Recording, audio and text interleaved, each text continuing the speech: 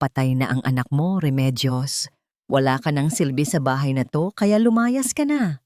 Habang nakaburol si Marco, ang asawa niyang si Bianca ay humahalakhak sa braso ng ibang lalaki sa loob mismo ng kanilang kwarto. Isang kasalanang walang kapatawaran. Isang pagtatraidor na hihigitan pa ang kamatayan. Ngunit sa likod ng kabaong, may isang sikretong nakatago. Sino ang tunay na biktima at sino ang magbabayad ng utang na loob? Magsisimula na ang huling hantungan ng hustisya. Hindi mo ba naintindihan? Patay na si Marco. Stop acting like he's still coming back for dinner. Nakakarindi na ang pagmumukha mo rito sa harap ng kabaong, Remedios. Ang boses ni Bianca ay parang latigo na humahagupit sa katahimikan ng malawak na sala. Walang bakas ng lumbay, walang bahid ng respeto. Ang tanging naroon ay ang talim ng kanyang mga salita na tila gustong tadtarin ang puso ng matanda. Sa mga sandaling iyon, dahan-dahang itinaas ni Remedios ang kanyang nanginginig na mga kamay. Hawak niya ang isang tray na may mainit pang mangkok ng lugaw. Buong hapon siyang nanatili sa kusina. Tinitiis ang hapdi ng kanyang mga rayuma para lamang maipagluto ang kanyang minugang. Sa isip ni Remedios, baka hindi pa kumakain si Bianca dahil sa tindi ng pighati sa pagkawala ni Marco. Gusto niyang maging lakas ng isa't isa silang dalawa. Ngunit ang pagmamahal na inialay niya ay sinalubong ng puot na hindi niya maunawaan. Bitaw-bitaw ang tray, nanigas ang buong katawan ni Remedios. Nakita niya ang suot ni Bianca. Isang pulang damit na hapit sa katawan. Tila ba hindi asawang namatayan, kundi isang babaeng handa ng makipag-date. Ang mga mata ni Bianca ay nagniningning sa galit at pagkainip. Malayo sa mapagpanggap na imahe ng isang devoted wife na ipinapakita nito sa mga bisita kanina. Nabitawan ni Remedios ang tray. Ang mangkok ng lugaw ay bumagsak sa sahig. Kumalat ang malapot na sabaw sa paanan ng kabaong ni Marco. Gaya ng pagkadurog ng huling pag-asa sa puso ng matanda. Hindi niya naramdaman ang talsik ng mainit na sabaw sa kanyang balat. Ang tanging nararamdaman niya ay ang panlalamig ng kanyang buong pagkatao. Ang kanyang lalamunan ay tila tinikang tuyo. Walang boses na lumalabas. Nanginginig ang kanyang mga labi habang nakatingin sa mukha ng kanyang anak sa loob ng kabaong. Pagkatapos ay muling tumingin kay Bianca. Bianca, bakit? Bakit ganyan ang pananalita mo? Anak mo ang nawala sa akin at asawa mo siya. Ang tanging naibulong ni Remedios, bawat salita ay may kalakip na patak ng luha na hindi na niya mapigilan. Isang mapait na tawa ang isinagot ni Bianca. Humakbang siya palapit. Ang amoy ng mamahaling pabango niya ay sumasakal sa amoy ng mga bulaklak sa burol. Dinuro niya ang matanda. Asawa? Isang mahinang lalaki na walang alam gawin, kundi sundin ang bawat gusto mo? I'm tired of being the perfect wife to a mama's boy, Remedios. Ngayong wala na siya, wala ka na ring silbi sa pamamahay na ito. Do you think I'll let you stay here and rot in my house? Hinila ni Bianca ang kanyang designer bag at mabilis na kumuha ng isang lukot na papel. Ibinato niya ito sa mukha ni Remedios. Ang papel ay tumama sa pisngi ng matanda bago dahan-dahang nalaglag sa basang sahig sa gitna ng natapong lugaw. Basahin mo yan. Iyan ang katotohanang matagal ko nang itinago. Huwag kang iiyak-iyak sa harap ko dahil huling gabi mo na ito sa mansyong ito. Nanginig ang mga daliri ni Remedios habang pinupulot ang basang papel. Ang kanyang paningin ay lumalabo dahil sa luha, ngunit ang mga salitang nakasulat doon ay tila mga uling na nagbabaga, nangingibabaw sa puting pahina. Isang dokumento ng paglilipat ng lahat ng ari-arian ni Marco. Hindi sa kanya, hindi sa kanilang magiging apo, kundi sa isang pangalan na hindi niya kilala. At sa ibaba, ang pirma ni Marco, na tila ba pinirmahan sa ilalim ng matinding pamimilit o panlilinlang. Sa katahimikan ng gabi, ang tanging naririnig ni Remedios ay ang sarili niyang pintig ng puso na tila unti-unting tumitigil. Tumingin siya sa kabaong ni Marco, ang anak niyang laging masayahin, Ang anak niyang nangakong aalagaan siya hanggang sa huling hininga ay naroon lang, tahimik at walang laban. Bakit tila mas masakit pa ang bawat salita ni Bianca kaysa sa mismong pagkamatay ni Marco? Paano nagawa ng isang taong pinakain, binihisan, at minahal nila ng parang tunay na pamilya na maging ganito katuso at kalupit? Habang nakatayo si Bianca sa kanyang harapan, mayabang at mapangapi, isang tanong ang paulit-ulit na umaalingaw-ngaw sa isipan ni Remedios. Ito na ba ang katapusan ng lahat ng aming pinaghirapan? O ito pa lamang ang simula ng isang impyernong kailangan kong lampasan para sa katarungan ng aking anak? Tumingin si Bianca sa kanyang relo at ngumisi. 5 minutes, Remedios, layas. Sumikat ang araw sa tila ba walang pakiramdam na mundo. Dala ang liwanag na lalong naglantad sa dumi ng kalooban ni Bianca. Ang mansyong de Vega, na dati ay puno ng halakhak at init ng pagmamahal, ay nababalot ngayon ng isang makapal na balat kayo. Sa labas, nakaparada ang mga mamahaling sasakyan ng mga kaibigan at kasosyo sa negosyo ni Marco. Sa loob, ang bawat sulok ay pinalalamutian ng mga puting bulaklak, ngunit ang bango nito ay tila amoy ng pagkabulok para sa ilong ni Remedios. Nakasuot na si Bianca ng isang itim na bestida na abot hanggang tuhod, may kasamang manipis na belo na bahagyang tumatakip sa kanyang mga mata. Sa harap ng mga bisita, siya ang larawan ng isang wasak na byuda. Humihikbi siya. Hawak ang isang panyong puti na tila ba hininga na lang ang nagpapanatili sa kanya sa pagkakatayo. Salamat sa pakikiramay, Tito Enrique. Hindi ko alam kung paano ko kakayanin ang bukas nang wala si Marco. He was my everything, sabi ni Bianca sa pagitan ng mga huhuwad na luha. Ang bawat salita niya ay tila musikang nagpapatulo ng luha sa mga nakikinig. Ngunit para kay Remedios na nakamasid mula sa malayo, ang bawat hikbi ni Bianca ay parang kalansing ng ginto na nakuha sa masamang paraan. Habang ang lahat ay nakatuon ng pansin sa nagdadalamhating asawa, si Remedios ay itinapon sa dilim ng sarili niyang tahanan. Wala siyang karapatang maupo sa tabi ng kabaong ng kanyang anak. Sa bawat pagkakataon na may lalapit sa kanya, mabilis na sisingit si Bianca upang ilayo ang mga bisita. Pasensya na po. Medyo nalilito pa ang isip ni Mama Remedios dahil sa trauma. Mas mabuting hayaan muna natin siyang magpahinga sa kusina. Sa loob ng kusina, ang init ng kalan ay hindi kasimbagsik ng init ng galit sa dibdib ni Remedios. Inutusan siya ni Bianca na maghugas ng 12 ng mga plato at baso na ginamit ng mga bisita. Ang matatandang kamay ni Remedios na dapat ay pinagpapahinga at inaalagaan ay nakalubog sa bula at dumi. Bawat kuskos niya sa porselana ay tila kuskos sa sarili niyang dangal. Ngunit hindi siya dumaing. Ginagawa niya ito dahil alam niyang ito ang tahanang pinahalagahan ni Marco. Sa gitna ng kanyang pagtatrabaho, pumasok ang isang bisita sa kusina upang humingi ng tubig. Nakita ni Remedios na ang sapatos ng lalaki ay punong-puno ng putik mula sa labas at bawat hakbang nito ay nag-iiwan ng mantsa sa puting tiles ng sahig. Imbes na magalit, kumuha si Remedios ng basahan at lumuhod. Dahan-dahan, sa harap ng nagtatakang bisita, pinunasan ni Remedios ang putik sa sahig at pati na rin ang dumi sa sapatos ng lalaki. Ginawa niya ito ng may ingat, tila ba isang ritual ng paggalang. Hindi niya gustong mabahiran ng kahit anong dumi ang bahay na pinaghirapan ng kanyang anak. Ang kanyang pagluhod ay hindi tanda ng pagsuko sa kapangyarihan ni Bianca, kundi isang tahimik na panunumpa na pananatilihin niyang malinis ang alaala ni Marco, kahit sa pinakamaliit na paraan. Nang makaalis ang bisita, biglang pumasok si Bianca sa kusina. Nawala ang mapagpanggap na lungkot sa kanyang mukha.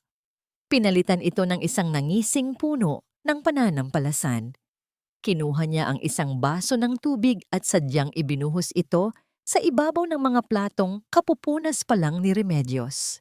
Bakit ka tumititig, Remedios? Akala mo ba ay matatapos ang paghihirap mo pagkatapos ng libing? Nagkakamali ka. Bulong ni Bianca Ang kanyang boses ay malamig pa sa yelo. Hinila niya ng bahagya ang buhok ng matanda upang mapatingin ito ng diretso sa kanyang mga mata. Inilapit ni Bianca ang kanyang labi sa tainga ni Remedios. Sapat na upang maramdaman ng matanda ang mainit na hininga ng isang traidor. Enjoy your chores for today. Dahil bukas, hindi lang ang bahay na ito ang kontrolado ko. Bukas, ang kumpanyang ipinagmamalaki ni Marco, sa akin na. At ikaw? Wala ka ng kahit isang kusing na matatatanggap.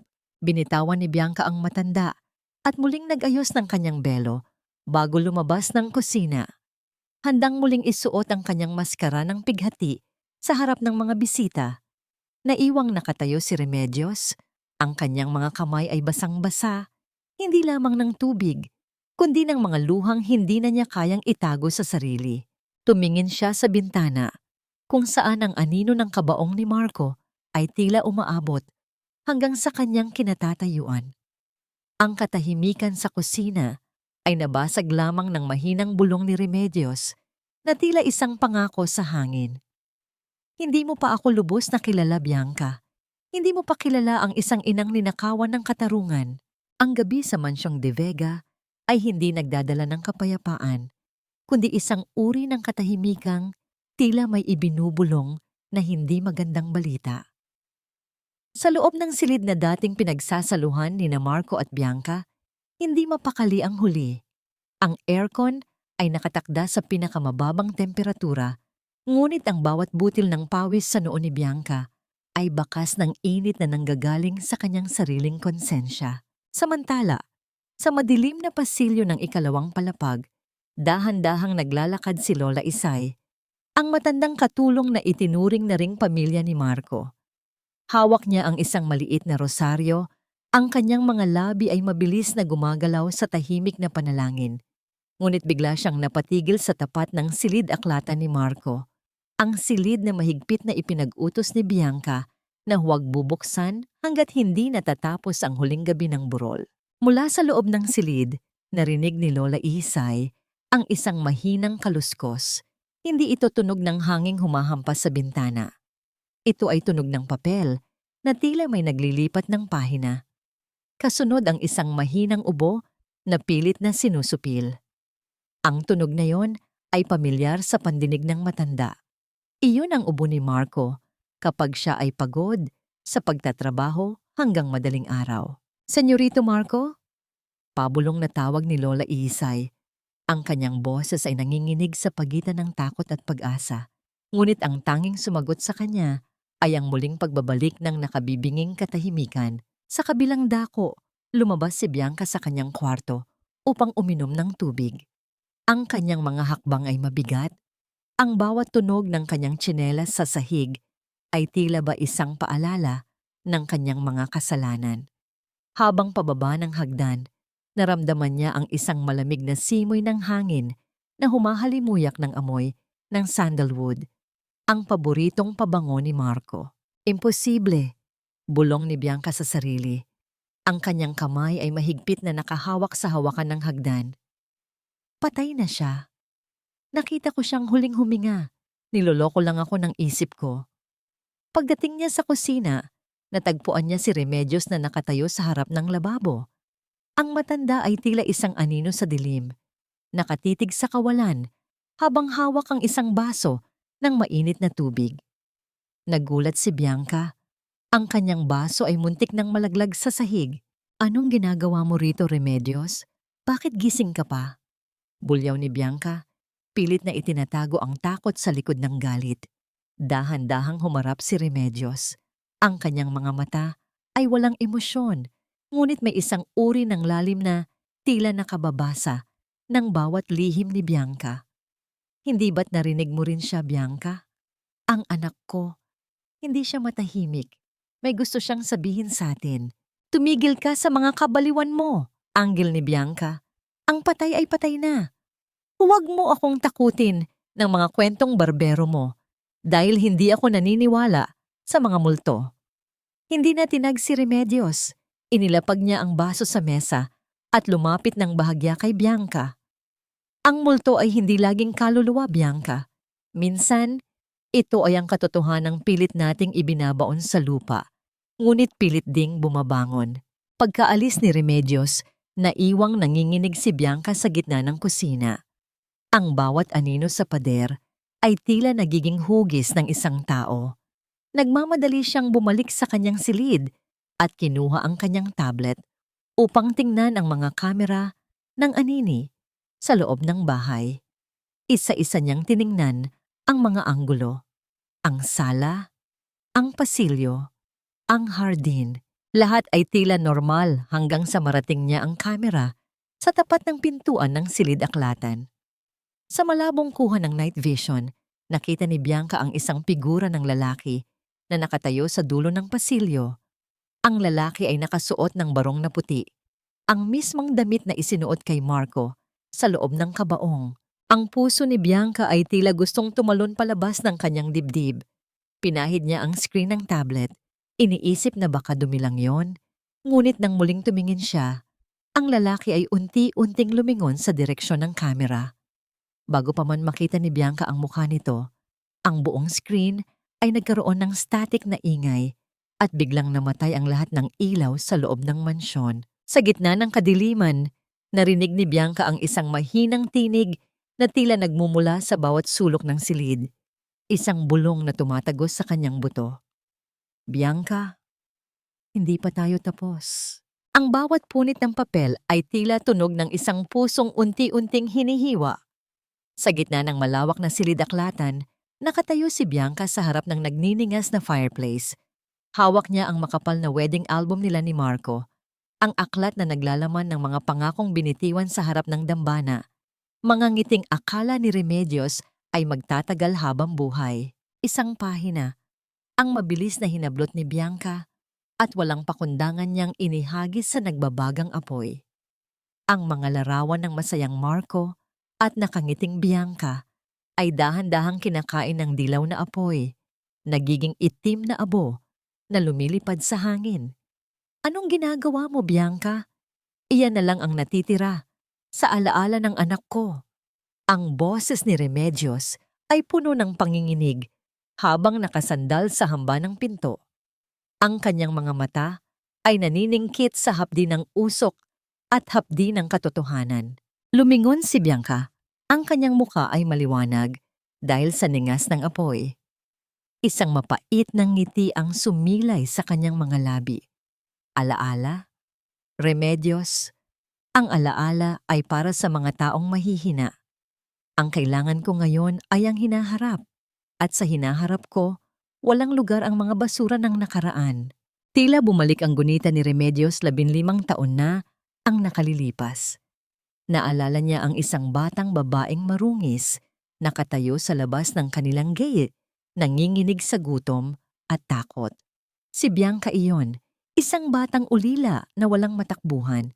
Si Remedios ang nagbukas ng pinto, siya ang nagpaligo, nagpakain, at nag-aral sa babaeng nasa harap niya ngayon. Itinuring niya itong tunay na anak, bago pa man ito naging asawa ni Marco. Binigay nila ang lahat, pangalan, yaman, at higit sa lahat, ang kanilang tiwala. Bianca, kinalimutan mo na ba? Tanong ni Remedios. Ang bawat salita ay tila may kasamang dugo. Saan ka nanggaling? Sino ang tumanggap sa'yo noong wala kang kahit ano? Isang malaking utang na loob ang mayroon ka sa pamilyang ito. Tumawa si Bianca ng malakas, isang tawang walang kagalakan. Utang na loob?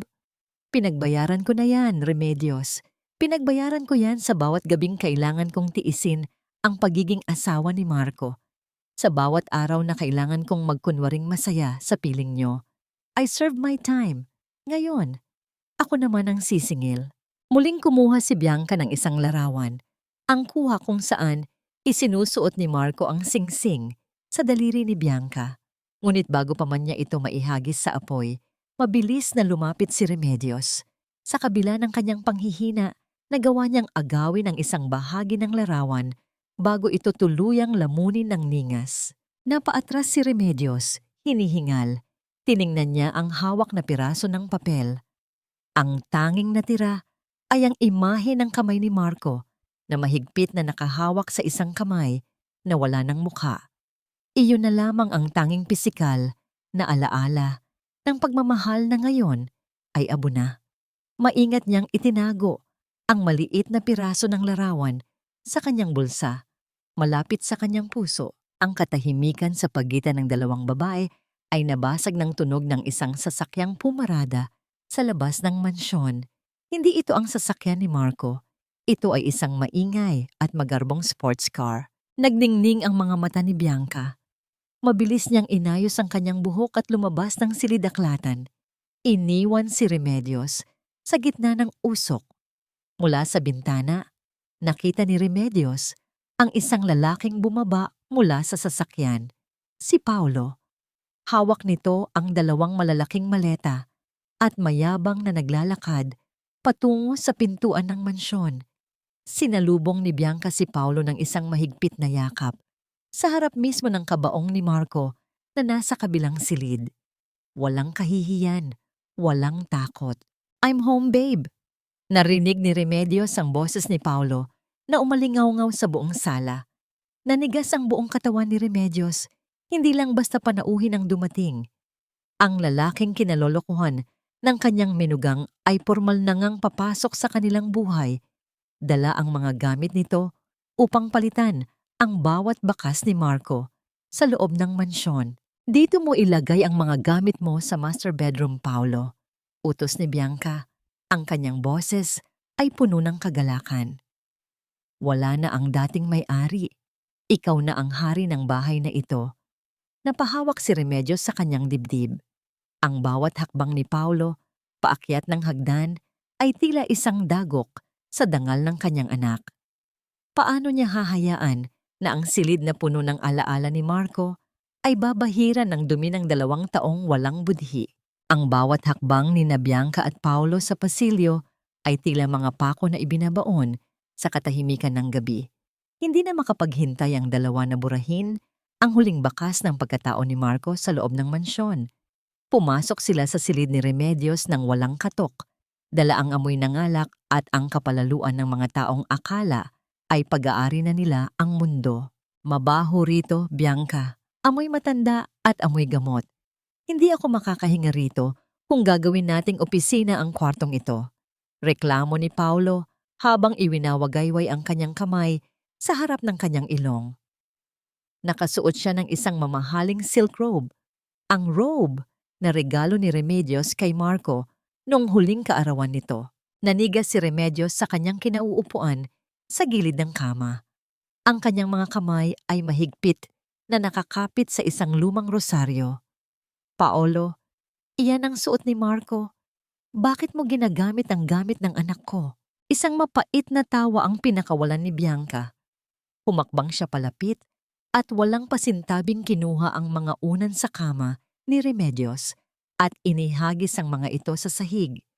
"Don't be so dramatic, Remedios. It's just a piece of cloth." At tungkol naman sa kwartong ito, kailangan na nating mag-redecorate. Simula bukas, dito na ilalagay ang mga bagong gamit ni Paulo. Ang mga abubot mo, itapon mo na sa basura o dalhin mo sa silid ng mga katulong. "Bianca, parang awa mo na." Dito na ako tumanda sa silid na ito. Pagsusumamo ni Remedios, ang kanyang boses ay halos pabulong na dahil sa panghihina. "Ang mga katulong ay sa baba, natutulog, Remedios. At dahil wala ka namang ibinabayad dito, ituturing na lang kitang yaya na walang sahod. At least may bubong ka pa sa itaas ng ulo mo."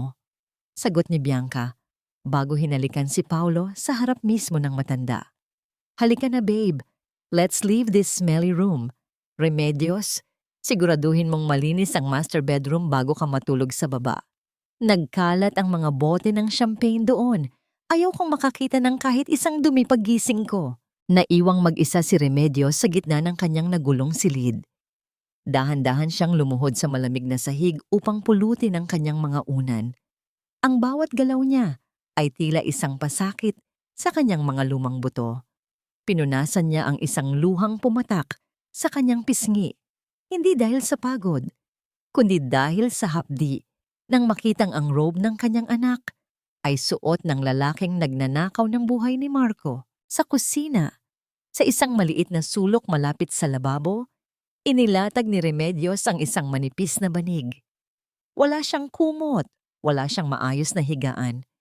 Ang tanging bitbit niya ay ang paboritong una ni Marco na nakuha niya bago pa man ito itapon ni Bianca. Doon sa ibabaw ng matigas at malamig na tiles, humiga ang ina ng dating may-ari ng mansyon.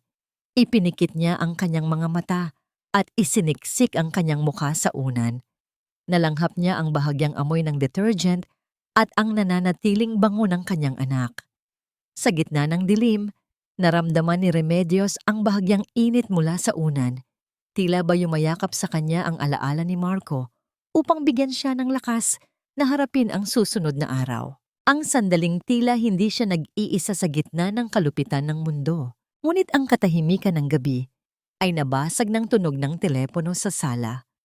Paulit-ulit ang pagring nito, tila may mahalagang mensaheng gustong iparating. Dahil tulog na ang mga katulong at ayaw niyang magising si Bianca, pinilit ni Remedios na tumayo at sagutin ang tawag. "Hello? Sino po ito?" Tanong ni Remedios. Ang kanyang boses ay nanginginig. Walang sumasagot sa kabilang linya sa loob ng ilang segundo. Ang tanging naririnig niya ay ang isang mahinang paghinga, mabigat at tila may dalang pighati. Pagkatapos, isang boses ang narinig niya. Isang boses na nagpatindig sa bawat balahibo sa kanyang katawan. "Nay, bakit ka natutulog sa sahig? Nay, patawarin mo ako." Nabitiwan ni Remedios ang hawakan ng telepono. Ang tunog ng pagbagsak nito sa carpet ay tila isang malakas na dagundong sa kanyang pandinig. Ang boses na iyon ang boses ni Marco. Hindi siya maaaring magkamali. Iyon ang tono ng boses ng kanyang anak kapag ito ay nag-aalala sa kanya. "Marco?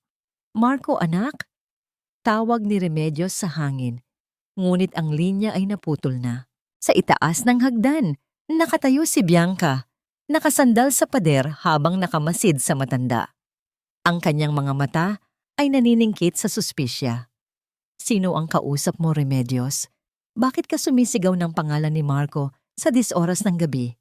Nanginginig na lumingon si Remedios. "Si Marco. Tumawag si Marco, Bianca. Narinig ko ang boses niya." Lumapit si Bianca ng mabilis at hinablot ang braso ni Remedios. "Huwag mo akong simulan sa mga drama mo. Matanda ka. Patay na si Marco. Kung gusto mong sumunod sa kanya, sabihin mo lang at itatapon kita sa labas." Ngunit sa kabila ng pananakot ni Bianca, may isang bagay na hindi nakita ng matanda. Ang mga kamay ni Bianca ay bahagyang nanginginig at ang kanyang mga mata ay pasimpleng tumingin sa madilim na sulok ng sala. Tila ba natatakot na ang bong narinig ni Remedios ay totoo.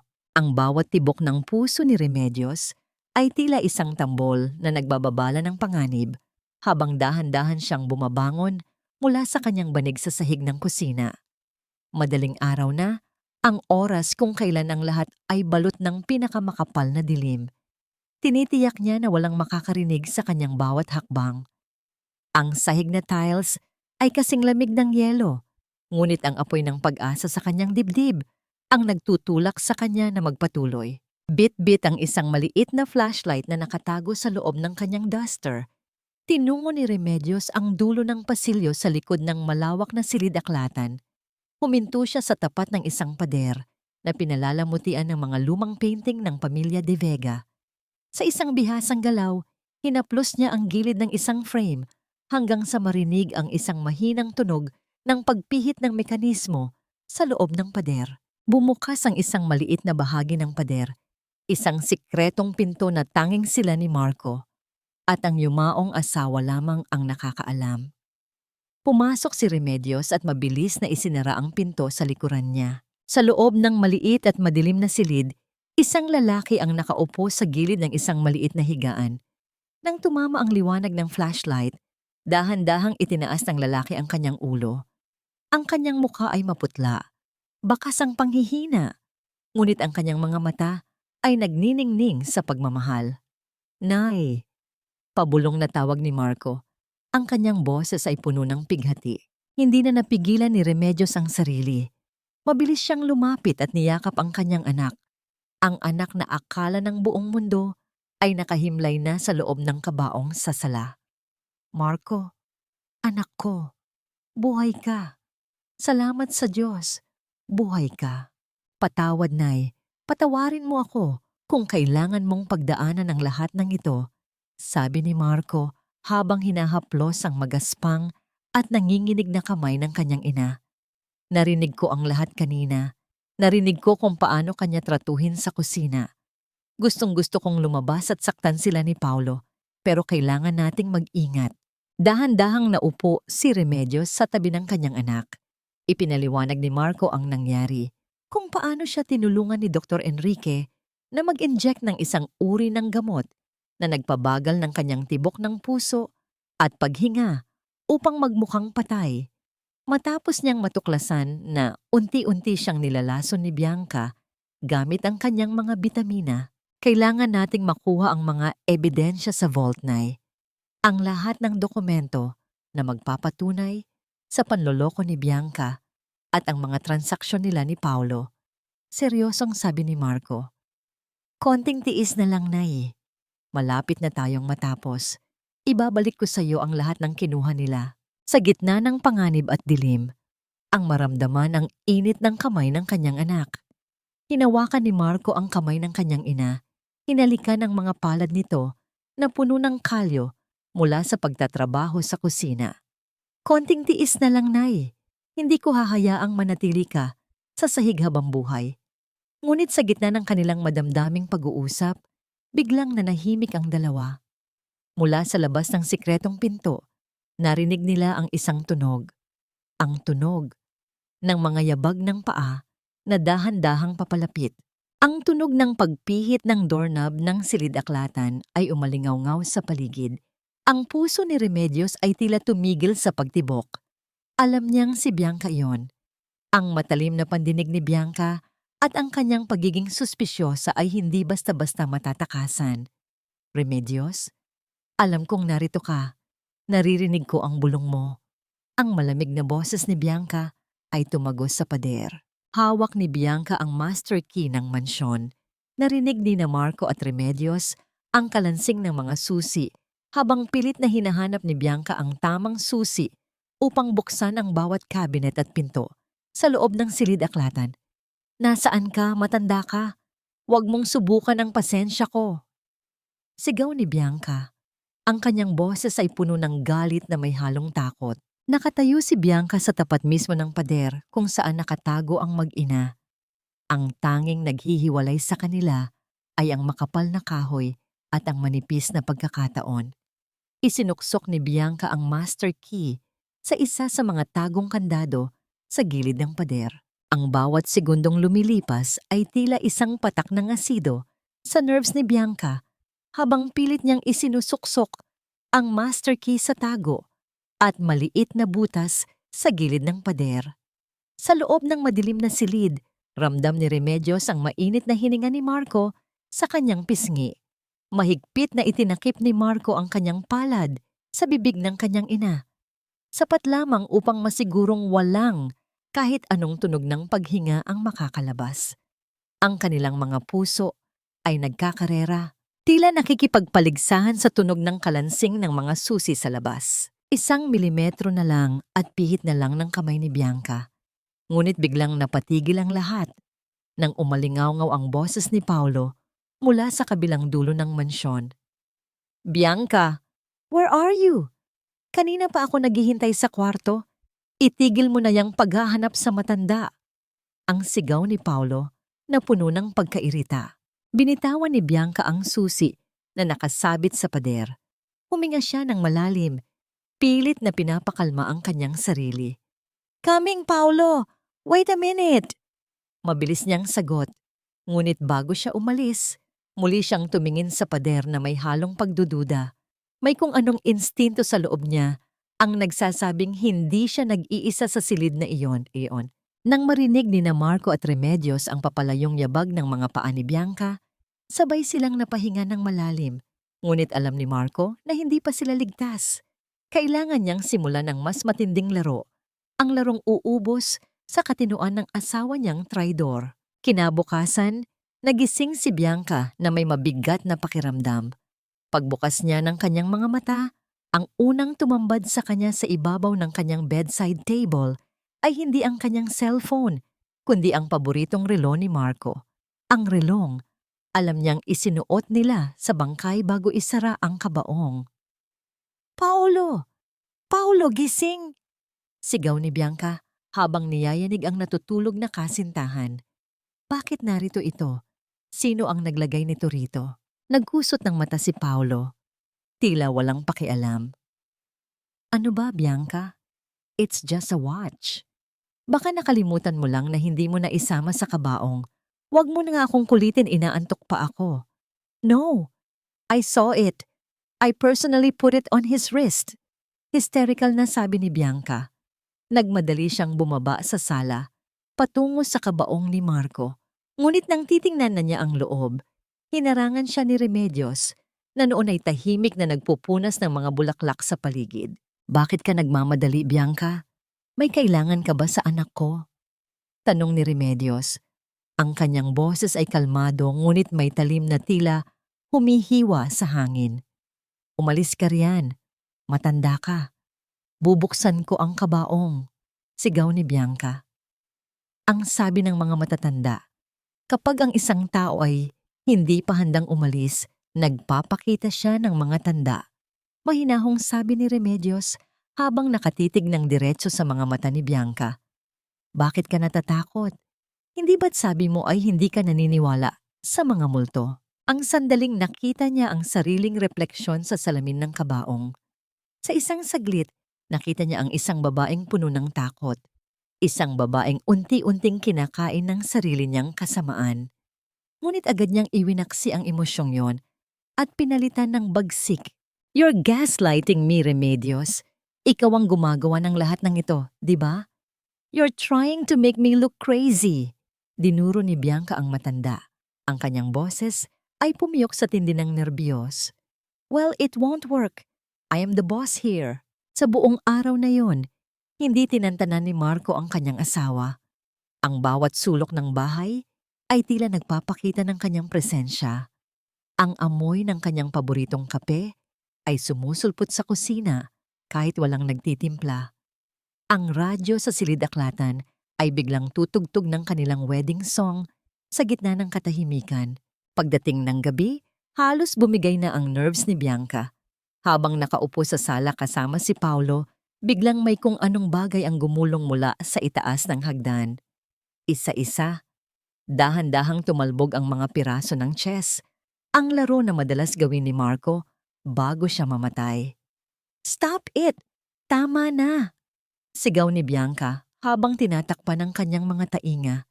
Humarap siya kay Paolo na noon ay mukhang balisa na rin. "Hindi ko na kaya ito, Paolo. This house is cursed. Marco is haunting me." "Then let's end this, Bianca," sabi ni Paolo. Ang kanyang boses ay puno ng determinasyon. "If he's haunting you dahil sa katawan niya, then we should get rid of it. Ipalibing na natin siya bukas, o mas mabuti, hurnuhin na natin siya." Nanlaki ang mga mata ni Bianca sa ideyang yon. Isang malademonyong nangiti ang sumilay sa kanyang mukha. "You're right. Cremation. Kapag naging abo na siya, wala na siyang babalikan. Wala nang ebidensya, wala nang multo." Mabilis na tinawag ni Bianca ang punerarya. "Hello, this is Bianca de Vega. I want to change the arrangements. I want my husband cremated tomorrow morning. Yes, first thing in the morning. I don't care about the traditional 9 days. Just do it." Mula sa madilim na pasilyo, nakikinig si Remedios.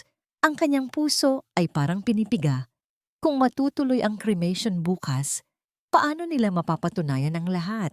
Paano na ang hustisyang hinihintay nila ni Marco? Ang plano nilang dahan-dahan ay biglang naging isang karera laban sa oras at apoy. Napatitig si Remedios sa kabaong. Ang panganib ay hindi na lamang basta pagtatago, kundi ang posibilidad na mawala ang lahat ng kanilang pinaghirapan sa loob ng isang iglap. Mabilis ang bawat tibok ng orasan sa pader ng mansyon. Tila ba bawat segundo ay isang hakbang patungo sa nagbabagang apoy na naghihintay kay Marco. Maaga pa lang ay nagkakagulo na sa sala. Dumating ang isang lalaking nakabarong. Bitbit ang isang makapal na attaché case. Siya si Attorney Cruz, ang abogadong binayaran ni Bianca para ayusin ang mga pekeng dokumento ng paglilipat ng lahat ng share sa De Vega Shipping. Remedios, bumaba ka rito ngayon din ang matinis na bawat ni Bianca na umalingaw-ngaw hanggang sa kusina. Dahan-dahang lumabas si Remedios, ang kanyang mga mata ay bahagyang nakapikit at ang kanyang mga kamay ay nanginginig ng higit sa madalas. Mukha siyang isang kandilang malapit nang maubos ang mitya. Ito ang kanyang tanging panangga, ang magmukhang mahina at walang laban. Ano iyon, Bianca? Tanong ni Remedios. Ang kanyang boses ay halos hindi marinig. Huwag ka nang mag-inarte. Pirmahan mo na itong mga dokumento. Sabi mo, gusto mong maging tahimik ang pag-alis ni Marco. Di ba? Gawin mo na ito para hindi na tayo magkaroon ng gulo. Utos ni Bianca habang inilalapag ang mga papel sa mesa. Lumapit si Remedios, tiningnan ang mga dokumento, ngunit imbes na kumuha ng panulat, dahan-dahan niyang kinapa ang ibabaw ng mesa. Hindi ko makita, Bianca. Ang paningin ko, tila ba may ulap na puti. Hindi ko makita kung saan ako pipirma. Ano? Huwag mo akong lokohin, Remedios. Kanina lang ay nakakakita ka. Singal ni Bianca. Ang kanyang pasensya ay sagad na. Tandaan mo, matanda na ako. Ang tindi ng puyat at iyak ko sa anak ko ang kumuha ng paningin ko. Mahinahong sagot ni Remedios, ang paggamit ng kanyang katandaan at pighati upang maging sandata. Kinuha niya ang panulat pero sadyang itinabingi ang dulo nito, na tila ba hindi niya talaga alam kung nasaan ang linya ng pirma. Gabayan mo ang kamay ko, Bianca. Hindi ko talaga maaninag. Habang abala sina Bianca at ang abogado sa pagpuwersa kay Remedios, si Paulo naman ay may sariling agenda. Hindi siya mapakali sa nakitang mamahaling relo ni Marco na paulit-ulit na nagpapakita. Sa kanyang isip, kung mamamatay na rin lang ang katawan ni Marco sa apoy, mas mabuting makuha na niya ang anumang kayamanan na kasama nito sa loob ng kabaong. Dahan-dahang lumapit si Paulo sa kabaong na nasa kabilang bahagi ng sala. Tiningnan niya ang pintuan patungo sa kusina. Tinitiyak na walang nakakakita. Ang amoy ng mga bulaklak ay tila sumasakal sa kanya, ngunit ang silaw ng ginto ay mas matindi ang hatak. Inilapat ni Paulo ang kanyang mga daliri sa gilid ng takip ng kabaong. Narinig ang mahinang tunog ng pagpihit ng lock.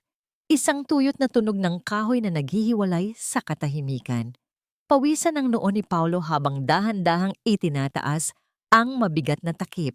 Sa kabilang banda, napansin ni Bianca ang katahimikan ni Paulo. Paulo, ano ang ginagawa mo riyan? Sigaw niya habang pilit na iniaayos ang kamay ni Remedios sa papel. Hindi sumagot si Paulo. Nanatiling nakabukas ang kanyang bibig. Ang kanyang mga mata ay halos lumabas sa kanilang mga orbit sa tindi ng gulat. Ang kanyang mga kamay ay nanginginig habang nakahawak sa gilid ng kabaong. Ang lamig na lumabas mula sa loob ay hindi galing sa aircon, kundi mula sa isang katotohanang hindi niya inaasahan. Bianca! Ang tanging lumabas sa bibig ni Paulo, isang paos at nanginginig na tawag. Ano ba yon? Nakikita mong abala ako rito. Galit na lumingon si Bianca. Ang asawa mo. Itinuon ni Paulo ang kanyang nanginginig na daliri sa loob ng kabaong. Mabilis na binitawan ni Bianca ang braso ni Remedios at tumakbo patungo sa kabaong. Gayon din si Remedios, na biglang tila nakakakita na dahil sa tindi ng kaba. Nang makarating sila sa gilid ng kabaong, ang lahat ay tila tumigil. Walang sumigaw, walang nagsalita. Ang tanging naririnig ay ang mabilis na paghinga ni Bianca at Paulo. Ang loob ng kabaong na dapat ay kinalalagyan ng katawan ni Marco ay puno lamang ng mga unan at mabibigat na sako ng buhangin na binalot sa barong na puti. Ang katawan ni Marco ay wala roon. Napalingon si Bianca kay Remedios. Ang kanyang mga mata ay puno ng kilabot at galit. Nasaan siya? Remedios, nasaan ang bangkay ng anak mo? Bago pa makasagot si Remedios, narinig nila ang tunog ng sirena ng sasakyan ng punerarya na pumarada sa labas ng mansyon. Ang mga tauhan na kukuha sa kabaong para sa cremation ay narito na. Ang bawat segundong paghinto ng oras ay tila isang mabigat na pasanin sa dibdib ni Bianca habang nakatitig sa bakanteng kabaong. Ang puting satin na dapat ay himlayan ng kanyang asawa ay puno lamang ng mga unan at malamig na buhangin. Ang katahimikan sa sala ay nabasag ng tunog ng pagkatok sa pintuan. Mabigat, awtoritidong mga katok mula sa mga tauhan ng punerarya. Madam Bianca, narito na po ang sasakyan. Handa na po ba ang lahat para sa cremation? Ang boses mula sa labas ay tila isang hatol ng kamatayan para sa kanyang mga plano. Wait! Maghintay kayo riyan! Sigaw ni Bianca. Ang kanyang boses ay pumiyok sa tindi ng nerbiyos. Lumingon siya kay Paulo na noon ay parang estatwa sa tabi ng kabaong. Paulo, do something, paalisin mo sila. Sabihin mo may kailangan pa tayong ayusin. Habang abala si Paulo sa pagpigil sa mga tauhan sa labas, hinarap ni Bianca si Remedios. Hinablot niya ang balikat ng matanda at marahas itong iniharap sa kanya. Ang mga mata ni Bianca ay nanlilisik. Ang bawat ugat sa kanyang leeg ay bumabakat sa tindi ng galit. Nasaan siya, Remedios? Nasaan ang bangkay ng anak mo? Singhal ni Bianca, ang kanyang hininga ay amoy kape at takot. Anong ginawa niyo? Ninakaw niyo ang sarili niyang bangkay? Nanatiling kalmado si Remedios. Ang kanyang mukha ay tila isang pader na bato. Walang emosyon, walang takot. Tiningnan niya ng diretso ang mga mata ng kanyang minugang. Ang sabi ko sa iyo, Bianca, ang taong hindi matahimik ay gagawa ng paraan upang hindi mo siya tuluyang mabura sa mundong ito. Bakit mo sa akin hinahanap ang wala na? Huwag mo akong pilosopuhin. Matanda ka. Alam kong may kinalaman ka rito. Dinuro ni Bianca ang dibdib ni Remedios. You've been acting weird since last night. Sabihin mo sa akin na saan ang bangkay ni Marco o sisiguraduhin kong hindi ka nasisikatan ng araw. Sa gitna ng pananakot ni Bianca, isang kakaibang lakas ang dumaloy sa mga ugat ni Remedios. Hindi na niya naramdaman ang sakit ng pagkakahawak sa kanyang balikat. Sa halip, ang tanging naramdaman niya ay ang lahat ng sampal, mura at saktong ibinigay sa kanya ni Bianca nitong mga nakaraang araw. Dahan-dahang itinaas ni Remedios ang kanyang kamay. Sa isang mabilis at malakas na pagkakataon, isang matunog na sampal ang dumapo sa pisngi ni Bianca. Ang tunog ng palad na tumama sa balat ay umalingaw-ngaw sa buong sala. Tila ba ito ang naging hudyat ng pagtatapos ng katahimikan ng matanda. Napaatras si Bianca, hawak ang kanyang namumulang pisngi. Nanlaki ang kanyang mga mata sa gulat. Sinampal mo ako? You dared to slap me? Para sa anak ko yan. Ang boses ni Remedios ay malalim at puno ng awtoridad. Para sa lahat ng panlalait mo sa kanya habang nakahimlay siya rito. At para sa lahat ng pagtataksil mo sa loob ng pamamahay na ito. Hindi mo ako mapapalayas, Bianca, dahil hindi mo pag-aari ang bahay na ito. Ang bahay na ito ay pag-aari ng katotohanan. Ang sandaling hindi na siya ang biktima, kundi ang inang handang pumatay at mamatay para sa katarungan. Ang kanyang tindig ay tuwid. Ang kanyang paningin ay hindi kumukurap. Ngunit ang galit ni Bianca ay hindi basta-basta mapapatahimik. Ang kanyang pagkagulat ay mabilis na napalitan ng isang mapanganib na uri ng katahimikan. Kinuha niya ang isang matulis na letter opener mula sa ibabaw ng mesa. Isang bakal na kasing talim ng kanyang puot. I've had enough of your saintly act, Remedios. Bulong ni Bianca habang dahan-dahang lumalapit sa matanda. Ang letter opener ay nagniningning sa ilalim ng ilaw ng chandelier. If you won't tell me where he is, maybe you'd like to join him wherever he's hiding. Itinutok ni Bianca ang matulis na dulo ng bakal sa leeg ni Remedios. Ang lamig ng metal ay dumapo sa balat ng matanda. Sa kabilang silid, narinig nila ang pagpihit ng doorknob ng main door. Ang mga tauhan ng punerarya ay nagsisimula ng mainip at tila papasok na sa loob kahit walang pahintulot. Last chance, matanda. Bulong ni Bianca, ang kanyang mga mata ay puno ng pagkabaliw. Nasaan si Marco? Ang talim ng bakal ay malamig na humahalik sa kulubot na balat ng leeg ni Remedios, ngunit mas malamig pa rito ang mga mata ni Bianca na tila nawalan na ng katinuan. Ang bawat paghinga ni Remedios ay nagdudulot ng bahagyang hapdi dahil sa dulo ng letter opener na nakadiin sa kanya. Sa labas, ang tunog ng pagpihit ng pinto ng mansyon ay tila isang babala na ang mundo ay papasok na upang saksihan ang krimeng ito. Bianca! Itigil mo yan! Narito na ang mga tao sa labas. Ang boses ni Paulo ay puno ng kaba habang mabilis na humahabol sa sala. Gusto mo bang mabulok sa kulungan? Ipatago mo na lang ang matandang yan sa kusina. Dahan-dahang ibinaba ni Bianca ang bakal, ngunit hindi niya binitawan ang buhok ni Remedios. Isama mo siya sa loob, o Paulo. Itali mo siya. Siguraduhin mong hindi siya makakagawa ng kahit anong ingay habang narito ang mga kamag-anak ni Marco para sa pasyam. Pagkatapos nito, hahanapin natin ang bangkay na yan kahit saan nyo pa itinago. Itinulak ni Paulo si Remedios patungo sa isang madilim na sulok sa likod ng kusina. Ang bawat kaladkad sa matanda ay tila pagpunit sa natitirang dangal ng pamilya de Vega.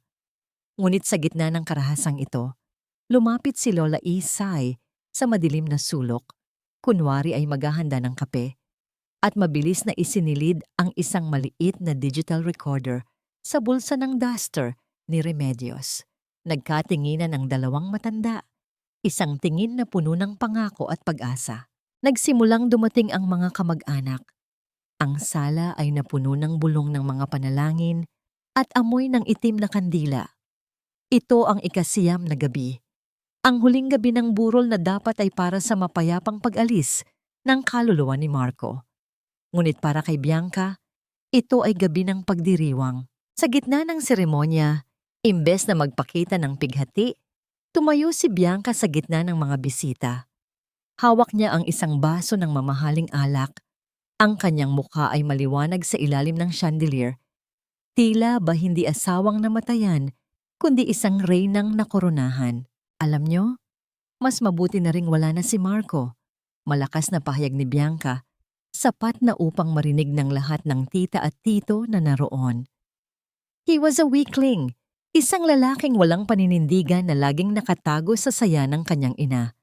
Ang De Vega Shipping ay lalago lamang ngayong wala na ang kanyang mabagal na pamumuno. Sa totoo lang, ang pag-alis niya ay isang biyaya para sa akin. Ang mga bulong ng gulat ay umalingaw-ngaw sa buong sala. Ang kawalang galang ni Bianca ay tila isang lason na kumakalat sa hangin. Sa madilim na sulok ng kusina, narinig ni Remedios ang bawat salita. Ang bawat insulto kay Marco ay tila isang kutsilyong sumasaksak sa kanyang puso. Ngunit hinawakan niya ng mahigpit ang recorder sa kanyang bulsa. Pinindot niya ang boton nito. Tinitiyak na ang bawat mapanirang salita ni Bianca ay naitatala para sa mundong sasaksi sa katotohanan ni Remedios sa gitna ng kanyang pagkakagapos, ang mapait na pagtanggap na ang babaeng itinuring niyang anak ay tuluyan ng nilamon ng kadiliman. Sa bawat patak ng kanyang luha, nanunumpa siya na ito na ang huling gabi ng paghahari ni Bianca. Habang nagpapatuloy ang kawalang hiyaan ni Bianca, biglang nagbago ang ihip ng hangin sa loob ng mansyon. Ang mga apoy ng kandila sa paligid ng kabaong ay sabay-sabay na sumayaw ng malakas bago unti-unting namatay. Ang malakas na chandelier sa itaas ay nagsimulang kumisap-kisap, naglilikha ng mga aninong tila sumasayaw sa dingding. Napatigil ang lahat. Ang katahimikan ay naging mabigat at nakabibingi.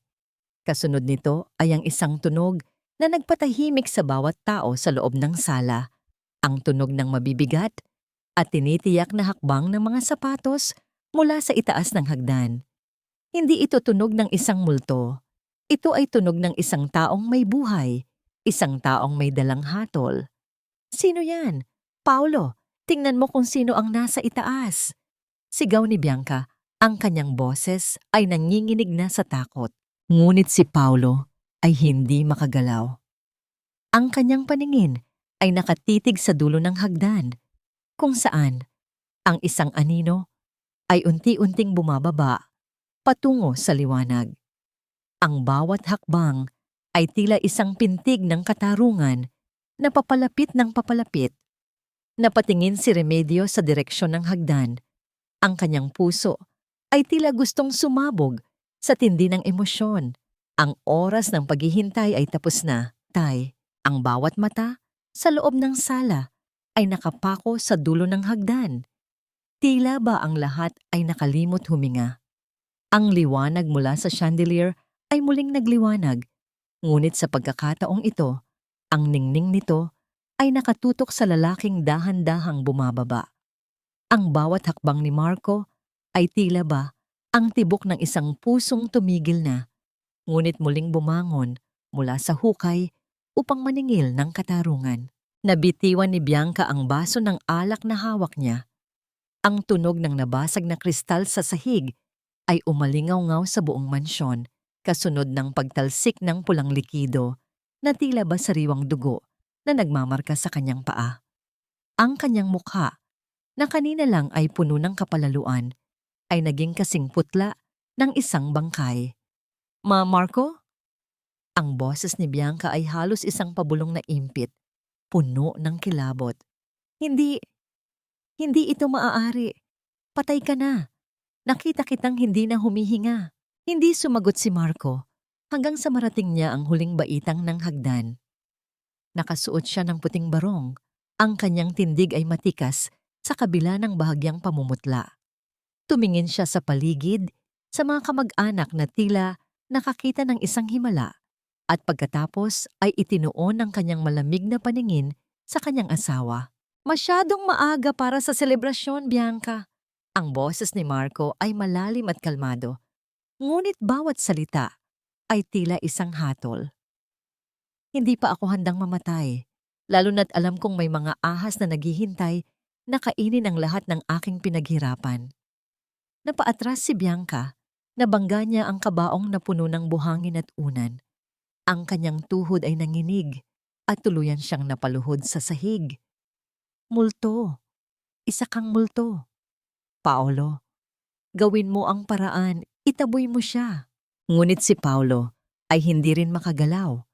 Ang lalaking kanina lang ay umaastang hari ng mansyon ay tila naging isang basang sisiw, nanginginig sa isang sulok habang hindi makatingin ng diretso kay Marco.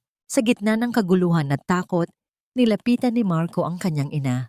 Nang gabi, ang sandaling nagtagpo ang mga mata ng mag-ina sa harap ng maraming saksi.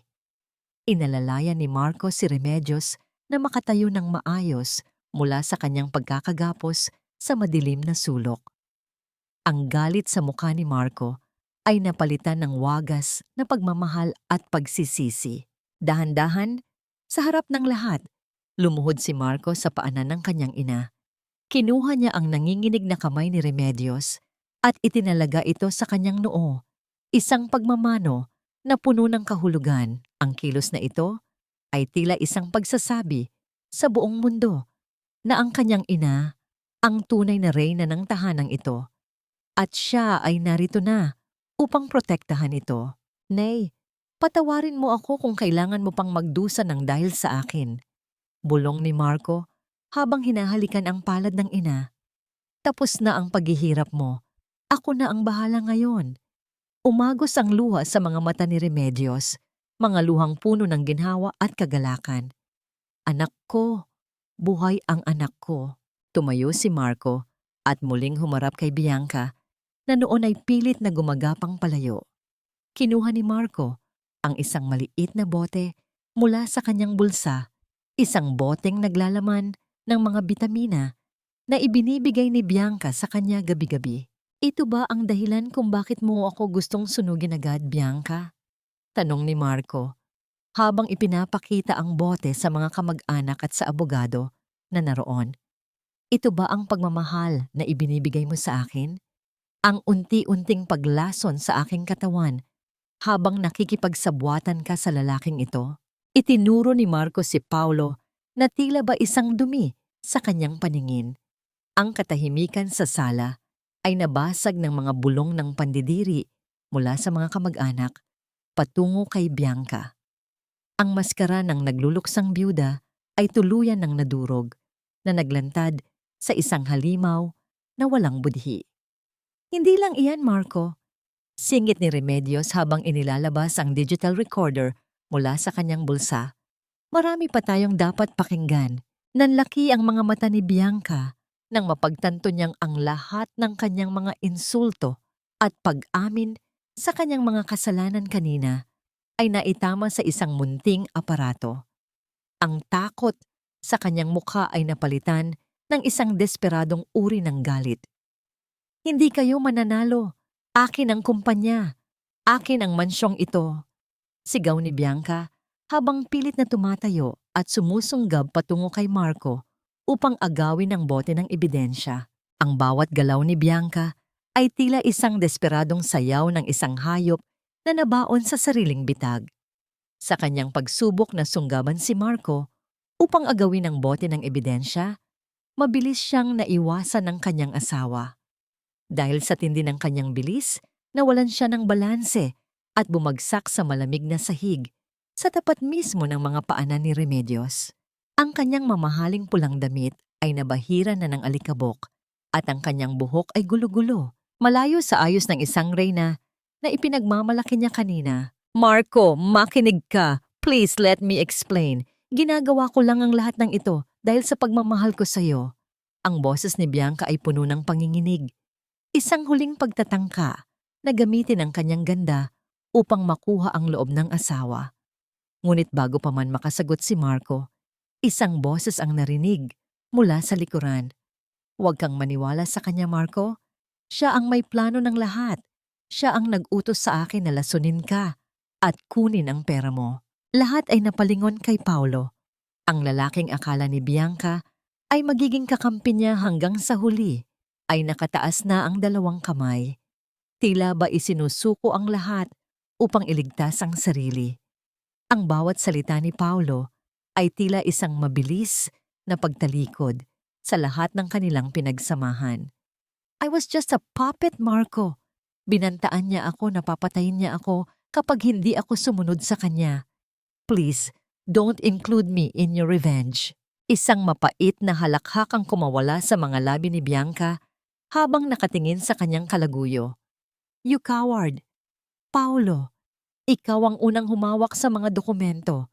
Ikaw ang pumasok sa kwarto ni Marco habang natutulog siya. Ngayon, itatapon mo ako sa ilalim ng bus? Sa gitna ng kanilang pagbabangayan, narinig ang tunog ng pagpreno ng ilang sasakyan sa labas ng mansyon.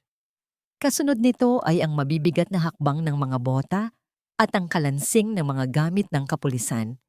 Ang pintuan ng mansyon ay bumukas ng malawak at pumasok ang mga unipormadong opisyal kasama ang tunay na abogado ng pamilya De Vega. Bianca De Vega and Paulo Silvestre, you are under arrest for attempted murder, falsification of public documents and grand theft. Ang boses ng hepe ng pulisya ay walang halong biro. Doon na tuluyang bumigay ang tapang ni Bianca.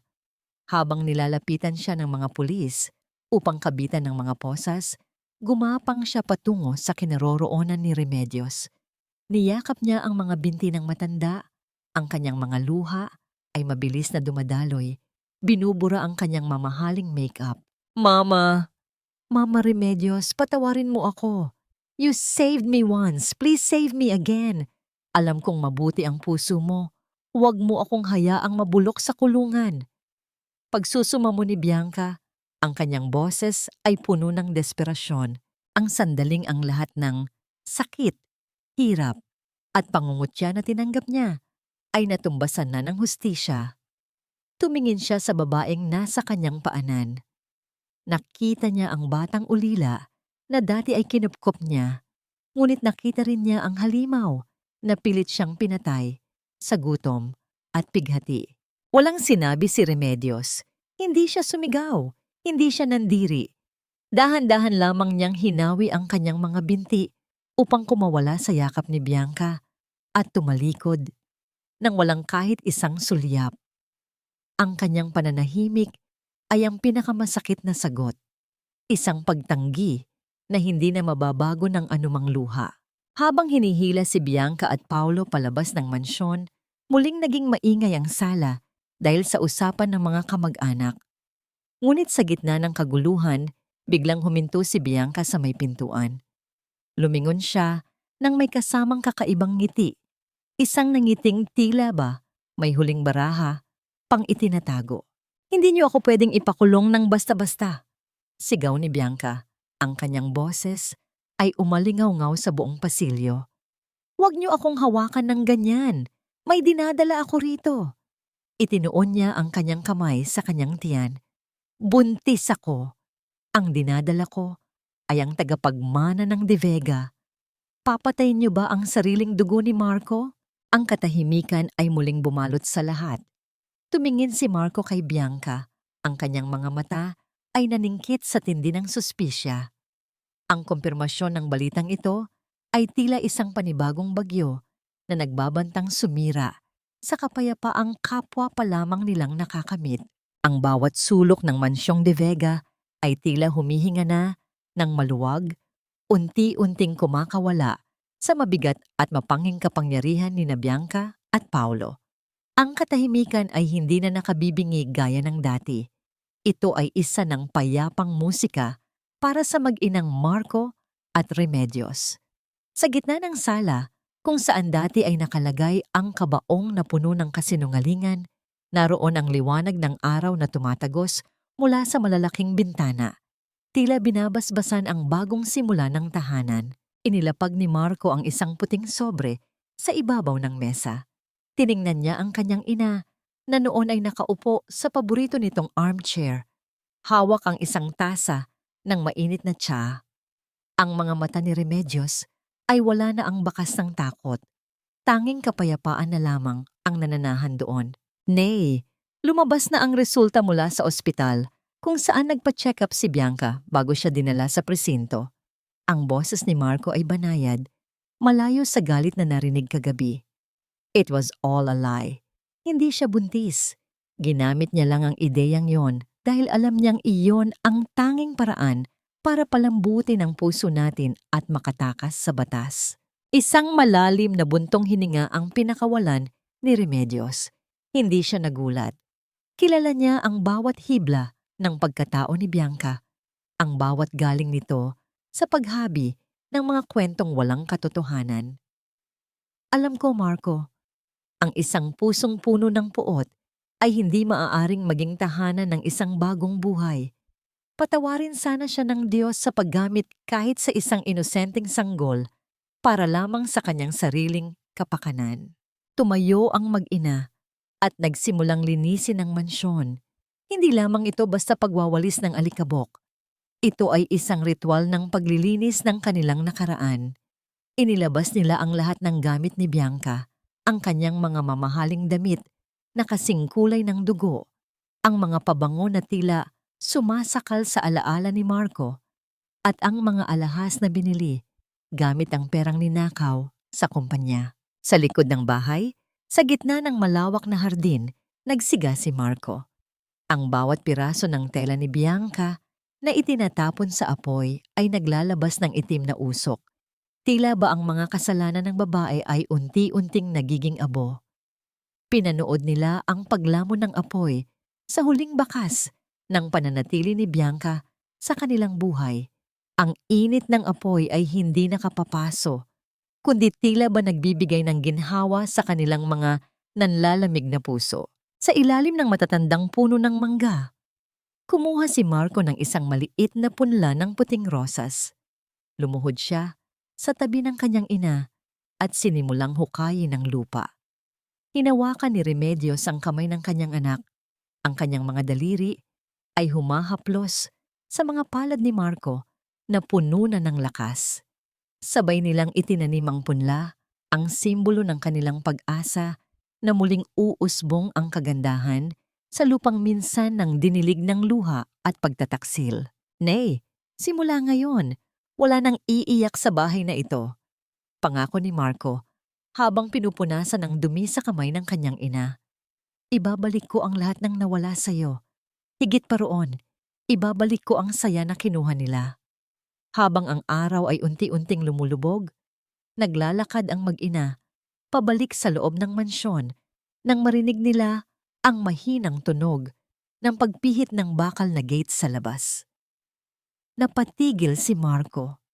Ang kanyang puso ay biglang tumibok ng mabilis, isang kaba na hindi niya maipaliwanag. Sa dulo ng mahabang driveway, nakatayo ang isang babae. Nakasuot ito ng isang simpleng asul na damit.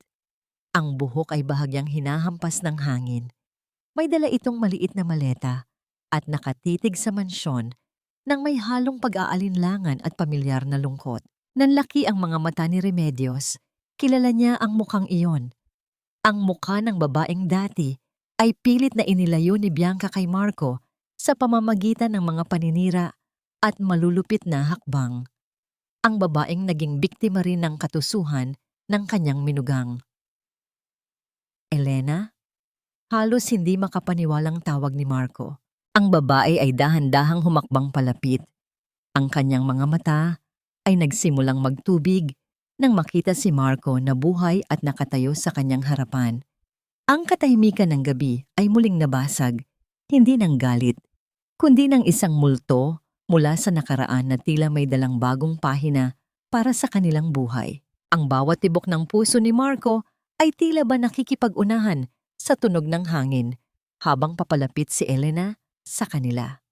Ang mansyong De Vega na dati ay balot ng anino ng kamatayan at panlilinlang ay naliliguan na ngayon ng kulay kahel na sinag ng papalubog na araw. Ang bawat hakbang ni Elena sa driveway ay tila ba nagdadala ng mga piraso ng nakaraang pilit na winasak ni Bianca, mga pangarap na akala ni na Marco at Remedios ay habang buhay na ring naging abo. Marco? Nay Remedios? Ang boses ni Elena ay banayad. May kasamang panginginig na dulot ng halo-halong emosyon. Narinig ko ang lahat ng nangyari. Akala ko huli na ang lahat. Nilapitan ni Remedios si Elena at hinawakan ng mga kamay nito. Hindi pa huli ang lahat, Elena. Ang katotohanan ay may sariling oras para lumabas. Pumasok ka, anak. Dito ka nabibilang. Sa loob ng mansyon, habang naghahanda si Remedios ng hapunan, nag-usap ng masinsinan sina Marco at Elena sa hardin. Dito ibinunyag ni Marco ang lahat, kung paano gumawa ng mga pekeng kwento si Bianca upang sirain ang kanilang relasyon noon, kung paano nito ginamit ang pera at kapangyarihan upang takutin si Elena at palayasin ito sa lungsod. Ang bawat salita ni Marco ay tila ba nagtatanggal ng bigat sa dibdib ng dalawa, isang paghihilom na matagal na nilang ipinagkait sa kanilang mga sarili. Samantala, malayo sa karangyaan ng mansyon, sa loob ng isang madilim at masikip na selda sa kulungan ng lungsod, naroon si Bianca. Wala na ang kanyang mamahaling seda, wala na ang nagniningning na mga alahas. Nakasuot siya ng isang kupas na orange na uniforme. Ang kanyang muka ay tuyot at walang kahit anong bakas ng ganda. Nakaupo siya sa isang sulok, nakatitig sa malamig na semento habang naririnig ang kalansing ng mga rehas at ang ingay ng ibang mga bilanggo. Kinuha ni Bianca ang kanyang pagkain, isang manipis na plastic na tray na may malamig na kanin at tuyong isda. Ito ang kanyang karma. Ang babaeng dati ay nagtatapon ng masasarap na pagkain sa harap ng kanyang biyenan ay kailangan ng pagtiyagaan ang bawat butil ng kanin upang mabuhay. Ang bawat subo niya ay may kasamang pait ng pagsisisi. Ngunit ang kanyang mga mata ay nananatiling nakatitig sa kawalan. Tila ba doon ay nakikita niya ang bawat pagkakamaling nagdala sa kanya sa ilalim ng lupa ng lipunan. Bumalik ang eksena sa mansyong De Vega. Ang makitang muli ang kanyang anak na tumatawa habang kausap si Elena. Nakatayo si Remedios sa pintuan ng kusina. Pinapanood ang dalawa. Napansin niya ang pagbabago sa buong bahay. Ang amoy ng nilulutong sinigang ay humahalo sa bango ng mga bagong tanim na rosas sa hardin. Ang bawat sulok ng bahay ay hindi na amoy ng kandila at bulaklak ng patay, kundi amoy ng isang tahanang muling nabuhay. Salamat, Panginoon. Pabulong na panalangin ni Remedios habang pinupunasan ng isang luha ng kagalakan. Ang dilim ay natapos na rin. Lumapit si Marco sa kanyang ina at inakbayan ito. Nay, bukas ay pupunta tayo sa kumpanya. Ibabalik natin ang dangal ng pangalang De Vega. At sa pagkakataong ito, wala nang magtatangkang sirain tayo. Ngumiti si Remedios at tumango. Alam niyang marami pa silang dapat ayusin. Maraming sugat na kailangan pang gamutin. Ngunit sa unang pagkakataon, sa loob ng mahabang panahon, ang kanyang puso ay panatag. Habang ang gabi ay tuluyan ng lumalalim, isang mahinang hangin ang dumaan sa bintana ng silidaklatan ni Marco. Isang tuyong dahon mula sa puno sa labas ang dahan-dahang nalaglag at pumatak sa ibabaw ng isang bagong notebook sa mesa ni Marco. Isang notebook kung saan nakasulat ang unang pahina ng kanyang bagong tala-arawan. Ang huling pangungusap na nakasulat doon ay simple lamang, ngunit puno ng kahulugan. Salamat, Nay, sa hindi pagsuko. Ang liwanag ng buwan ay tumama sa dahon, tila ba isang hudyat na ang katarungan ay nakamit na. At ang bukas ay may dalang pangako ng isang mas maligayang bukas. Lumipas ang isang taon at ang mansyong De Vega ay hindi na ang madilim na kuta ng pighati na dati ay binalot ng anino ni Bianca. Sa bawat sulok ng bahay, ang sariwang bango ng sampagita at ang liwanag ng araw na tumatagos sa malalaking bintana ang naghahari. Ang mga kagamitang dati ay saksi sa kalupitan ay pinalitan na ng mga bagong alaala, mga larawan ng tawanan at tunay na pagmamahalan. Isang maaliwalas na linggo ng umaga, nakaupo si Doña Remedios sa veranda. Pinapanood ang pagsibol ng mga puting rosas na itinanim nila ni Marco. Ang kanyang mga kamay, bagamat may mga bakas pa rin ng katandaan, ay hindi na nanginginig sa takot. Hawak niya ang isang tasa ng mainit na kape. Ang usok nito ay dahan-dahang sumasayaw sa hangin, tila ba nagdadala ng mensahe ng kapayapaan mula sa langit. Lumabas si Marco mula sa loob ng bahay kasama si Elena. Nakasuot si Elena ng isang simpleng puting bestido at ang kanyang mukha ay nagniningning sa kaligayahan. Hawak ni Marco ang kamay ni Elena nang may labis na pag-iingat, isang pagpapakita ng pagpapahalaga na matagal na nilang hinintay. Nay, handa na po ang lahat para sa ating pagpunta sa simbahan, ang masayang sabi ni Marco. Pagkatapos po, dadaan tayo sa kumpanya para sa inaugurasyon ng bagong foundation na ipinangalan sa inyo. Ngumiti si Remedios at tumango. Napakagandang balita niyan, anak. Ang tulong sa mga batang ulila ay ang pinakamainam na paraan upang ibalik ang biyayang natanggap natin matapos ang bagyo. Ang sandaling huminto si Marco sa harap ng kanyang ina, lumuhod ng bahagya at muling kinuha ang kamay nito upang magmano. Ngunit sa pagkakataong ito, hindi lang ito isang paggalang, ito ay isang pasasalamat ng isang anak na alam na kung wala ang katatagan ng kanyang ina, ay baka tuluyan na siyang naging abo ng nakaraan. Hinaplos ni Remedios ang buhok ni Marco at sa isang saglit ang lahat ng sakit ng kusok-kep, ang lahat ng pangaapi sa kusina at ang bawat luhang pumatak. Sa harap ng kabaong ay tila naglaho na, pinalitan ng isang uri ng ligaya na hindi kayang nakawin ng kahit sinong Bianca o Paulo. Tinanong ni Remedios ang kanyang sarili. Napatawad ko na ba siya? Ang sagot ay hindi nanggaling sa galit, kundi sa isang pusong malaya na. Hindi man niya makakalimutan ang ginawa ni Bianca. Pinili ni Remedios na bitawan ng puot. Ang katarungan ng batas, ang bahala sa mga nagkasala. Ngunit ang kanyang puso ay para na lamang sa mga taong nagmamahal sa kanya. Ang kapayapaang nararamdaman niya ngayon ay sapat na upang masabing tapos na ang laban. Naglakad ang tatlo patungo sa sasakyan habang si Lola Isay ay nakamasid sa pintuan. may hawak na basahan at nakangiti ng abot langit. Ang Mansyong de Vega ay muli nang naging isang tahanan, isang lugar kung saan ang katotohanan ay hindi na kailangang magtago sa dilim. Ang huling sinag ng araw bago sila umalis ay tumama sa pader ng sala kung saan nakasabit ang isang bagong portrait ng pamilya. Doon, nakatayo ang isang matatag na ina, isang anak na muling bumangon, at isang pag-ibig na naghintay ng tamang panahon. Ang kwento ng pamilya de Vega ay isang paalala sa lahat. Ang kasamaan ay maaaring maghari sa loob ng isang gabi, ngunit ang katotohanan at ang pag-ibig ng isang ina ay palaging sisikat kasabay ng umaga.